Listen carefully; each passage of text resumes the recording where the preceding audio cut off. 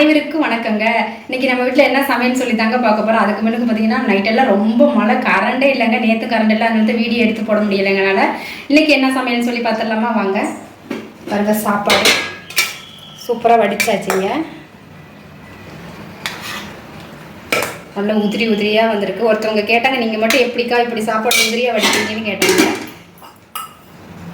அவங்களுக்காக ஒரு நாளைக்கு சாப்பாடு வடிக்கிற வீடியோ போடுறேன். அதுக்கப்புறம் பார்த்தீங்கன்னா வெண்டைக்காய் காரக்குழம்புங்க.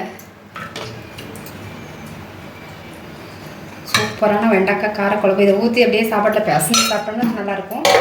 அதுக்கப்புறம் பார்த்தீங்கன்னா வாழைப்பூ பொரியல் பாருங்கள், சூப்பராக பண்ணியாச்சு. வாழைப்பூ அடிக்கடி எடுத்துக்கிறணும், ரொம்ப நல்லது உடம்புக்கு.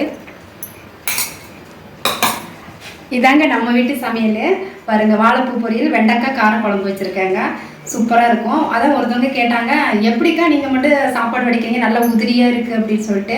அது என்ன பெரிய விஷயமாங்க, எல்லாம் கற்றுக்கிறது தான். உலையை கொதிக்க வச்சு அரிசியை போட்டு வடிக்கிறது தாக்க பதம் பார்த்து, வேறு ஒன்றும் இல்லை. ஓகேங்களா, நம்ம வீடியோ பிடிச்சிருந்தா மறக்காமல் ஒரு லைக் மட்டும் போடுங்க. நெக்ஸ்ட் வீடியோவில் பார்க்கலாங்க. பாய்ங்க.